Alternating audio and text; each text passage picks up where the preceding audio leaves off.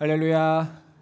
오늘도 하나님께 영광 돌리기 원하는 우리 과함의 모든 성도들에게 하나님의 풍성한 은혜가 임하실 줄 믿습니다. 제가 계속해서 이제 금요기도회 때 기도에 관한 성경의 인물들이 어떤 기도를 했는지 기도에 관한 설교를 하고 있습니다.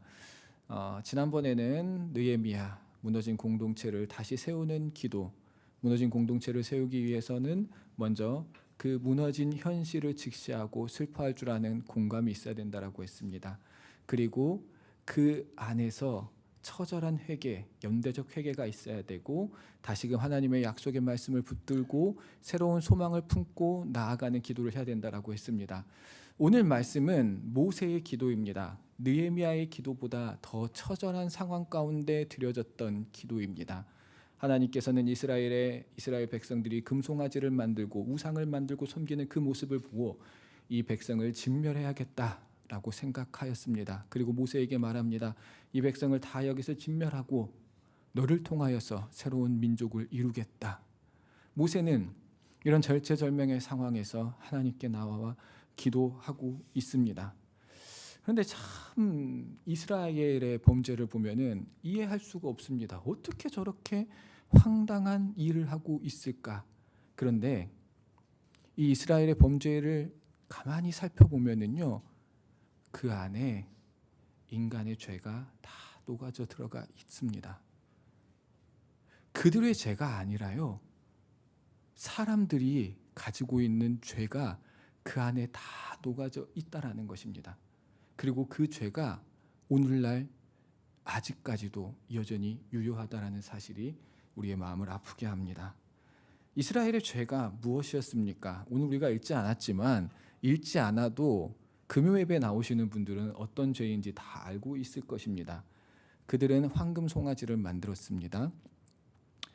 이스라엘의 죄의 첫 번째는요, 내 생각이 앞서는 죄가 있었습니다.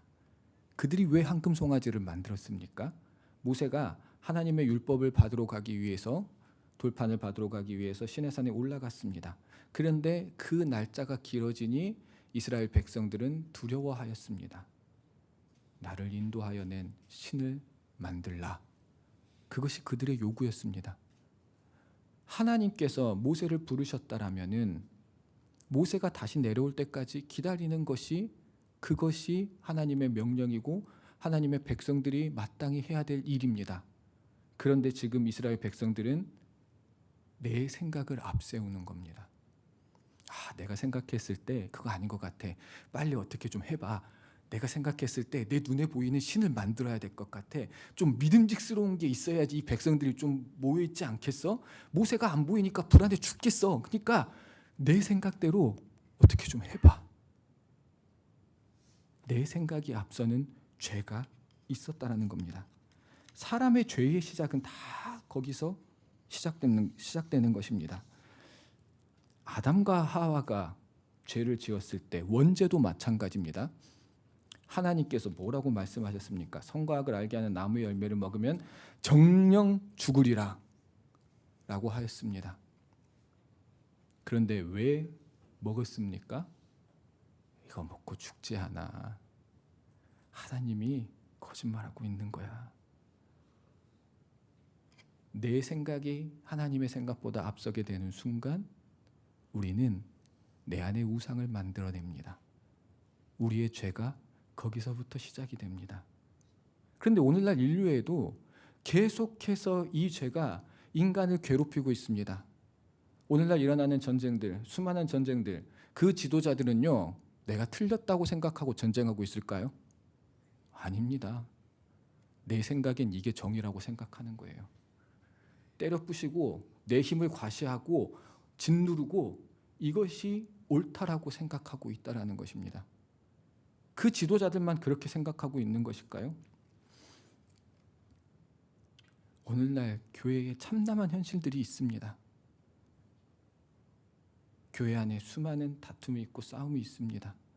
사람 사는 곳에 그럴 수 있다라고 칠 수 있습니다. 그런데 매스컴을 통해서 나타나는 교회들은 용역을 불러서 예배당을 막는 자들도 있고, 사회법정에서 네가 옳냐 내가 옳느냐 하는 사람들도 있고 예배에 들어오고자 하는 자들을 막아내는 그런 수많은 안타까운 일들이 일어나고 있습니다. 그런데 그 사람들 다 내가 교회를 위해서 그런다라고 생각하는 거예요. 내 생각이 다 앞서 있다라는 거예요. 이게 옳아. 이게 맞는 거야. 너는 틀렸어. 서로 내가 옳다라는 주장을 하면서 하나님의 말씀을 잊어버린 것입니다. 하나님께서 교회 안에서 싸우라고 하셨나요? 예수님은 원수까지 사랑하라고 하였는데 왜 성도들끼리 사랑하지 못하고 성도들 간에 있는 일을 세상 법정까지 가야 하는 것일까요? 그것이 다 아직도 내 생각이 앞서는 죄가 우리 마음 가운데 있기 때문입니다. 세상을 살아가는 우리의 삶 가운데도 그럽니다. 하나님의 말씀대로 살아가면은 세상에서 바보가 될 것 같아요. 그래서 내 생각에는 이것까지는 안 해도 돼. 내 생각에는 이거는 이렇게 해도 돼. 하는 우리의 마음대로 하고자 하는 그 죄가 우리 마음 가운데 여전히 있다라는 것입니다. 내 생각대로 내 생각을 앞세우면서 하나님의 뜻을 짓밟아 버리는 것, 그것이 죄의 시작이고 그것이 우리 마음 가운데 있는 우상이라는 것입니다. 이스라엘의 죄가 또 무엇입니까? 더 많은 것을 가지려고 하는 욕심입니다. 그들은 하나님의 형상을 만들자라고 해놓고 뜬금없이 황금으로 송아지를 만듭니다. 금송아지를 만듭니다. 왜 하필이면 금송아지를 만들었을까요? 이들은 애굽에서 430년 동안 노예 생활을 했습니다. 그리고 애굽 생활이 익숙합니다. 익숙하다라는 것을 어디서 살펴볼 수 있냐면요, 광야의 그 생활 중에서 조금만 힘들어지면은, 물이 없으면은, 먹을 게 없으면은 이 사람들이 무슨 얘기를 했습니까? 내가 애굽에서 있었더라면, 내가 애굽에 있었더라면. 그들은 하나님이 인도하시는 하나님의 약속의 땅을 가면서도 죄악된 옛 세상을 잊어버리지 못하고 있었던 것입니다. 그리고 그 옛 세상이 주었던 그 만족과 풍요를 그리워하고 있었습니다. 그래서 그들은 송아지 형상을, 소의 형상을 만들었습니다. 왜냐하면 이집트에서 아피스라는 황소신이 있습니다. 이 아피스라는 황소신은 나일강이 범람할 때 나타나는 신이라고 여겨졌습니다. 나일강이 범람하고 나면 어떻게 되나요? 그 땅이 비옥해집니다. 그래서 거기에서 많은 결실이 맺어질 수가 있습니다. 다시 말해서 아피스 신은요, 풍요의 신, 번영의 신, 다산의 신입니다. 지금 이 이스라엘 백성들은 자기를 인도해내준 하나님이 어떤 신이었으면 좋겠느냐? 우리를 풍요롭게 해주고 우리를 번성하게 해주고 다산, 많은 백성을 이루고 싶었던 그 욕심이 거기에서 드러난 것입니다. 그런데 그들이 무엇으로 만들었습니까? 금으로 만들었습니다. 그 금은 어떻게 얻은 금입니까? 출애굽기 12장 34절에 35절을 보면은요, 하나님께서 애굽에 나는 모든 초태생들을 다 치고 났을 때 그때서야 비로소 바로가 빨리 이 백성들에게 나가라고 합니다. 제발 빨리 나가라. 그때 하나님께서 그들에게 은혜를 더하셔서 애굽 사람들에게 원하는 것들을 다 가지고 올 수 있게 합니다. 그때 은금의 폐물을 가지고 왔습니다. 즉 하나님의 은혜로 그들은 많은 것을 얻게 되었습니다. 그럼에도 불구하고 그들은 더 많은 것을 얻고 싶어서 자기들이 원하는 욕심을 채우기 위해서 그 황금으로 황금 송아지를 만들었다라는 것입니다. 더 많은 것을 가지려고 하는 욕심, 이것이 바로 그들의 죄였습니다. 그런데 아담과 하와의 죄도 마찬가지입니다. 하나님께서 사람을 창조하실 때 부족한 것 없이 창조하였습니다. 사람을 마지막에 창조하신 이유가 무엇입니까? 사람에게 필요한 모든 것을 다 채워주셨던 것입니다. 그리고 여기에 있는 모든 것을 다 허락하셨습니다. 그런데 이걸 먹으면 하나님처럼 될 거야 라는 그 꼬드김에 마지막 남은 한 가지, 하나님의 권위에 도전한 것입니다. 더 많은 것을 가지고자 하는 욕심이 바로 사람에게 있는 것입니다. 그리고 창세기 1장에서부터 10장에서 나오는 인간의 죄들은 다 그런 죄입니다. 아담과 하와의 죄가 그런 죄였고요. 가인은 하나님께 더 인정받고자 하기 위해서 생명의 주인은 하나님인데 그 생명을 취하는 하나님의 영역을 도전하는 죄를 지었다라는 것입니다. 바벨탑을 쌓은 이유도 무엇입니까? 우리가 이 바벨탑을 쌓아서 하늘에 닿자 더 많은 것을 얻고자 하는 것이 바로 이 사람들의 죄라는 것입니다. 우리의 마음에도 욕심이 있지 않습니까? 우리가 의지하는 것이 이 세상의 풍요와 이 세상의 물질과 이 세상의 번영이지는 않습니까? 만약에 그렇다면요, 우리는 하나님의 말씀대로 살아가지 못하고 악한 길로 걸어가게 된다는 것입니다. 혹시 여러분의 마음 가운데 마음 중심에 있는 가장 큰 의자에 무엇이 앉아 있습니까? 돈입니까? 통장의 잔고입니까? 권력입니까? 힘입니까? 명예입니까? 아니면 남부럽지 않게 키워놓은 자식입니까? 그것이 흔들릴 때 내 삶 전체가 흔들린다라면 그것은 바로 내 마음속에 있는 황금 송아지라는 것입니다. 이스라엘의 죄가 무엇이었습니까? 셋째로 나를 만족시키는 쾌락의 죄가 있습니다. 황금 송아지를 만들어 놓고 했던 그 행동이 참으로 가관입니다. 그 소를 보고 너희를 인도하여 낸 하나님이다 라고 하였습니다. 아니, 하나님을 그딴 소의 형상과 비유하고 있습니다. 그래 놓고 그 다음에 하는 게 더 웃깁니다. 내일은 여호와의 절이니 여호와 앞에 예배를 드리자.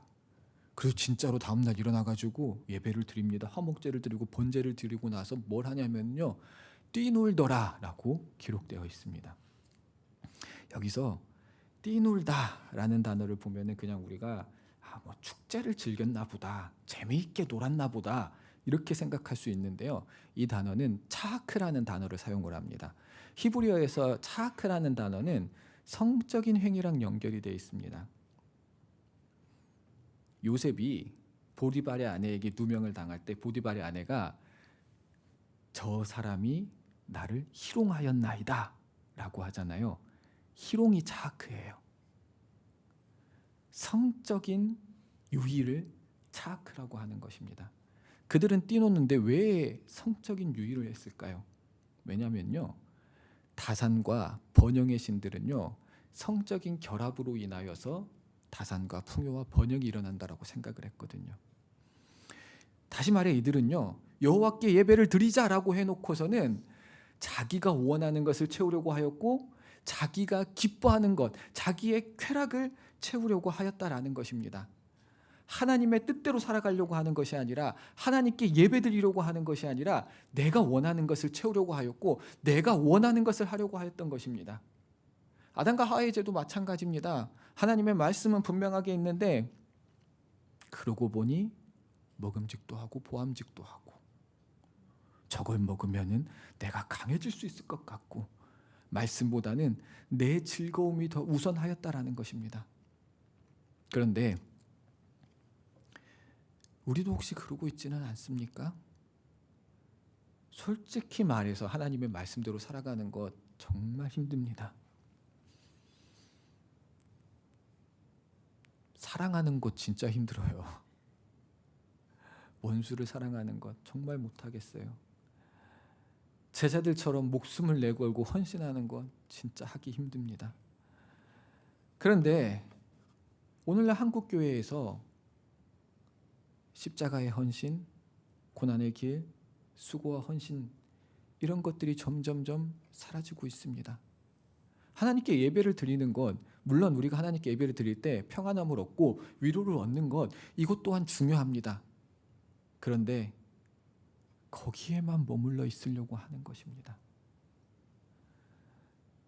내가 듣기 좋은 설교 말씀을 듣기 위해서, 내 마음이 평안해지기 위해서, 내 마음이 조금이라도 불편해지면은 조금 뼈 때리는 설교를 하면 나 불편해서 교회 못 나게 다른 교회 나가야지. 조금 수고하고 헌신하라고 하면은 나 너무 불편해서 안 되겠어. 나 상처받았어. 이런 것들이 우리 가운데서도 너무나 만연되어 있다는 것입니다. 하나님의 뜻대로 살아가다 보면은 때로는 힘들 수도 있고, 때로는 나를 버려야 될 때도 있고, 때로는 헌신해야 될 때도 있고, 때로는 십자가를 지고 가야 될 때도 있는데, 그런 것을 하기보다는 내가 편하고 내가 즐겁고 하나님이 나에게 풍요와 번영만 가져다 주면 좋겠고, 나에게 좋은 일만 생겼으면 좋겠고, 그렇게 예배를 드리고 있다라면은 이 이스라엘 백성들과 다를 바가 무엇이 있겠습니까? 모세의 기도를 살펴보기 전에 우리는 이스라엘 백성들의 끔찍한 죄악을 살펴보았습니다. 내 생각, 내 욕심, 내 쾌락, 이 끔찍한 죄가 황금소를 만들어내었던 것입니다. 만약 우리의 공동체 가운데서도 내 생각, 내 욕심, 내 쾌락, 이것이 우리 가운데 가득해 있다라면요, 우리도 결국에는 그 황금 송아지를 만든 것입니다. 그래서 이스라엘 백성들은 타락하였고 하나님의 언약은 산산조각 났습니다. 하나님의 진노는 이제 이스라엘 백성들을 진멸하고자 하였습니다. 모세는 이러한 상황 가운데 하나님의 마음을 돌리기 위해서 헌신을 다해 기도하였습니다. 만약에 우리의 공동체가 이렇게 무너져 있다라면은 우리는 어떤 기도를 해야겠습니까? 바로 이 모세의 기도를 통하여서 우리가 해야 될 기도를 살펴볼 수 있습니다. 모세는 산 위에서 하나님의 진노의 음성을 들었고 산 아래로 내려와서 이 이스라엘 백성들이 미쳐 날뛰고 있는 모습을 두 눈으로 바라보았습니다. 그리고 모세는 물론 그 자리에서 즉시 잘못된 일을 바로잡기 위해서 레위인과 함께 처단을 하였습니다. 그러나 또 한 가지를 하기 위해서 하나님 앞에 올라옵니다. 그 또 한 가지는 그 주동자들만 처단한다고 될 문제가 아닙니다. 그곳에 있던 모두가 하나님 앞에 죄인이기 때문에 모세는 그들을 위해서 기도의 자리로 다시 올라갑니다. 우리는 이 모세의 기도를 통하여서 우리가 공동체를 살리기 위해서 공동체의 위기 앞에서 어떤 기도를 드려야 될지 살펴볼 수가 있습니다. 공동체의 위기 앞에서 드려야 되는 기도의 첫 번째는요, 애통의 기도입니다. 모세는 이 백성들의 죄악을 보았습니다.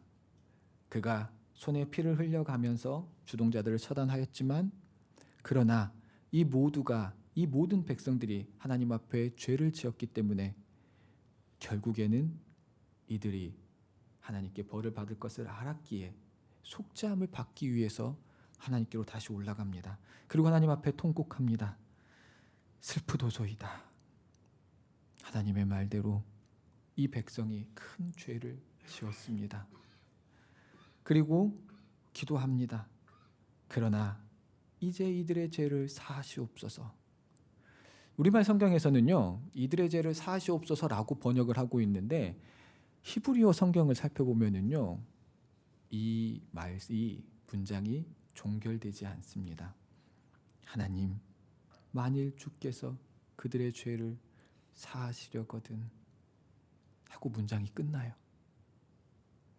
학자들은 이것을 어떻게 이야기하냐면 돈절법이라고 이야기를 합니다. 무언의 침묵을 통하여서 그 문장을 끝냈다라는 거예요. 왜 거기서 침묵하였을까요? 수많은 학자들은 이렇게 해석을 합니다. 모세가 하나님 앞에서 더 이상 기도할 수 없을 만큼, 말을 잇지 못할 만큼 통곡하였기 때문에, 또 저들의 죄를 용서해 주시기를 바라는데 차마 그 말을 꺼낼 수 없을 만큼 그들의 죄가 악한 것을 알고 있기 때문에, 그 슬픔을 느꼈기 때문에 모세가 그렇게 기도했다라고 신학자들은 해석하고 있습니다. 모세는 그들의 죄를 바라보았고 그들의 죄가 죽을 수밖에 없는 죄라는 것을 깨달았고 그것 때문에 슬퍼하였습니다. 애통하였습니다. 애통하는 그 사람이 있었기 때문에 하나님 앞에 나와 기도할 수 있었던 것입니다. 대제사장 아론은 어땠습니까? 애통하기 전에 그들과 동조하였습니다. 그들이 우리를 위해서 신을 만들려고 할 때 같이 그 신을 만들었습니다. 그리고 그 신이 너희를 애굽에서 인도낸 하나님이다라고 하였습니다. 애통 자체가 없어요. 잘못된다라는 것을 인지하지 못해요. 대제사장조차도 잘못된 것을 인지하지 못하고 애통해야 될 것을 애통하지 못하였다라는 것입니다. 그리고 뻔뻔스럽게 변명을 합니다. 모세가 왜 그렇게 했냐니까 이 백성의 악함을 당신이 아시지 않습니까? 라고 뻔뻔스럽게 변명하는 것입니다. 그들의 죄에 동조하였음에도 불구하고 그들과 똑같은 죄인임에도 불구하고 애통하지는 못하고 자기의 죄를 회개하지는 못하고 뻔뻔스럽게 변명하고 있었던 것입니다. 그러나 애통하는 그 한 사람이 있었기 때문에 구원의 일말의 가능성이라도 있었던 것입니다. 그 모세가 있었기 때문에 하나님께서 당장의 그 이스라엘 백성들을 진멸하지는 않았다라는 것입니다. 애통하는 자, 이 세상의 죄악을 바라보고 슬프게 울 수 있는 사람만이 하나님의 나라를 바라볼 수가 있다라는 것입니다. 우리는 우리의 죄에 무감각해져서는 안 됩니다. 우리의 죄, 우리 공동체의 죄, 우리 나라와 민족의 죄, 우리 가정의 죄들을 발견한다라면은 우리는 슬피 울며 주님 앞에 나올 줄 알아야 된다는 것입니다. 공동체 얘기 앞에서 우리가 드려야 될 기도 둘째는요, 나를 내어놓는 기도입니다. 차마 말을 잊지 못했던 모세, 그 말을 잊지 못했던 그 빈 공간에 무엇을 집어넣습니까? 내 생명을 집어넣습니다. 그 말을 잊지 못하는 그 다음에 32절 하반절에 이렇게 말합니다.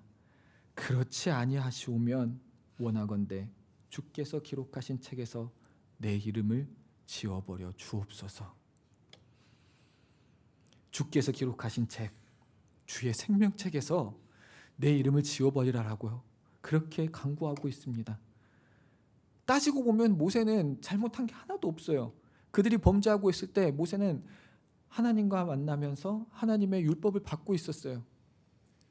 모세의 죄가 무엇입니까? 하나님께서 그 백성을 인도하라고 해서 인도하여 낸 것밖에 없습니다. 그래서 하나님께서는 그래, 내가 너를 통해서 다시 시작하겠다. 그에게 오히려 더 큰 영광을 주겠다라고 하였습니다.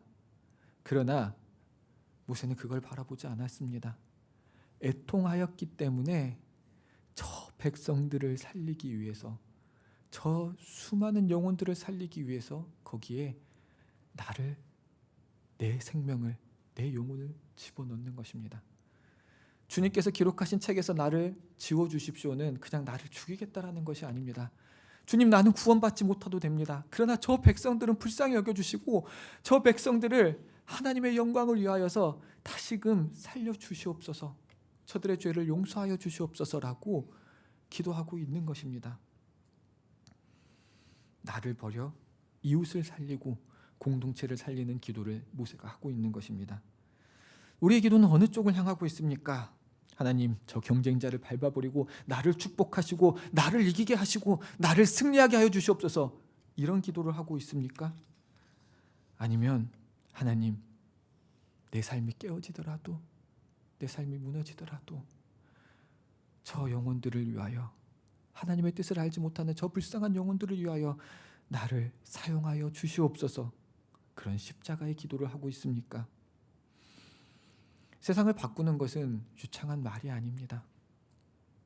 세상을 바꾸는 것은 한 알이 밀알이 땅에 떨어져 한 알 그대로 있으면 한 알 그대로 있거니와 그 밀알이 썩어지면 수많은 열매를 맺는다라고 하였습니다. 우리는 그 땅에 떨어지는 한 알의 밀알이 되어야 되는 것입니다. 이 세상을 살리기 위해서는 내가 먼저 하나님께 드려지고 내가 먼저 하나님께 나의 삶을 드림으로써 내 삶을 통하여서 수많은 열매가 맺기를 바라야 된다라는 것입니다. 그때에 우리의 무너진 가정과 우리의 무너진 교회와 우리의 무너진 공동체, 나라와 민족이 살아날 가능성이 일말의 가능성이라도 생깁니다. 그러나 우리가 읽지 않았지만 33절의 말씀을 보면 하나님은 너무나 두려운 말씀을 하십니다. 누구든지 내게 범죄하면 내가 내 책에서 그를 지워버리리라. 모세의 기도는 정말 헌신적인 기도였고 모세의 기도는 완벽한 기도였습니다. 그런데 하나님은 그 기도를 받아주지 않았습니다. 너를 대신해서 저들의 죄를 용서할 수 없다. 그들이 지은 죄는 내가 그대로 갚을 것이다 라고 말하고 있습니다. 이 절망적인 위기 속에서 도대체 누가 우리를 구원할 수 있다는 말입니까? 오늘 이 말을 하려고 이렇게 긴 이야기를 했습니다. 공동체의 위기 앞에서 우리가 드려야 될 기도는 그래서 십자가를 향한 기도가 되어야 합니다. 모세는 자기의 이름을 생명책에서 지워달라고 대속의 기도를 드렸습니다. 인간이 할 수 있는 가장 완벽하고 위대한 기도를 하였습니다. 그러나 하나님께서는 그 기도를 받아주지 않았습니다. 왜냐하면 사람은 대속할 수가 없기 때문입니다.